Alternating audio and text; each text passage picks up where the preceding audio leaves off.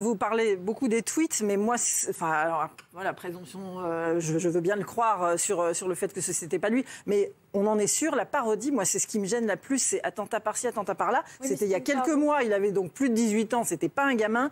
Moi, il a expliqué la raison. Pour moi, ça me gêne énormément de banaliser et de rire là-dessus.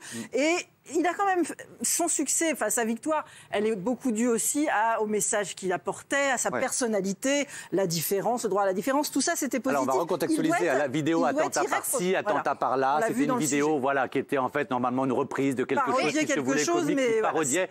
Et il avait 14 ans. Chacun peut être choqué. Moi, j'avoue que je suis plus choqué par les tweets, ce que je rappelle aux gens s'ils nous reçoivent, s'ils nous regardent. Le député demande qu'il, à cause de la parodie, justement. Absolument. C'est le sénateur Henri Leroy qui a envoyé une lettre aux membres du jury français, pour le retirer à cause justement de cette raison-là, notamment des tweets.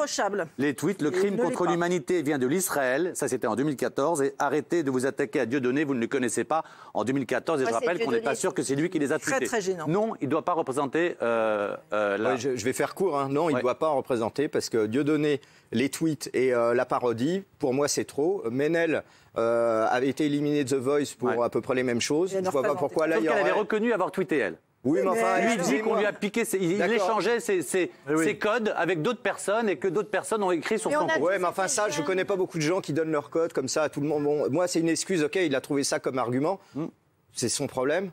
Mais franchement, je suis pas obligé d'y croire. Alors de l'autre côté, il n'y a que des oui quasiment. Pourquoi, Rachel ? Qu'on peut dire quand on... moi, j'aurais jamais dit ça, mais je veux dire, des fois, les adolescents, ils sont bêtes, quoi. Tu vois, c'est l'âge bête, on dit des conneries. Mais pourquoi dans ces cas-là, Rachel, son argument de défense, peut-être, ça n'a pas été de dire tout simplement... Par contre, il aurait dû 14 ans, on peut écrire des conneries. Je suis d'accord avec toi, en fait. Si c'est lui. Il aurait dû assumer en disant, je m'excuse. Voilà, si c'est lui, je m'excuse. J'ai été bête. Voilà, le dire. Mais par contre, il va y aller. Mais ça va forcément... Magali, on termine. Moi, je suis pas d'accord avec toi et non plus avec Myriam. Je pense que ça va pas forcément mal se passer parce que connaissant bien Tel Aviv et connaissant bien le contexte là-bas, je pense qu'ils sont vraiment au-dessus de ça. C'est la première ville qui revendique la Gay Pride quand même. Ils sont hyper ouverts et je pense qu'au contraire, ils vont l'accueillir à bras ouverts pour lui montrer qu'il est complètement à côté de la plaque et c'est ça la plus belle victoire. Il y a un sondage, donc regardez le sondage qui est ici. On vous a posé la question. Bilal Hassani doit-il toujours représenter la France à l'Eurovision ? Oui, à 54% seulement. Moi, je vous donne mon avis en une seconde seulement. Ma crainte, je ne sais pas s'il a tweeté ou pas, présomption d'innocence. Si évidemment c'est pas lui, il a toute mon affection. Ma seule crainte, c'est qu'effectivement, il peut avoir 30 gardes du corps quand il va atterrir là-bas.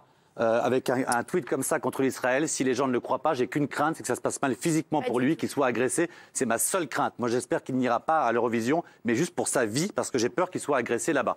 Maintenant, longue vie, encore une fois, on ne sait pas si c'est lui ou pas.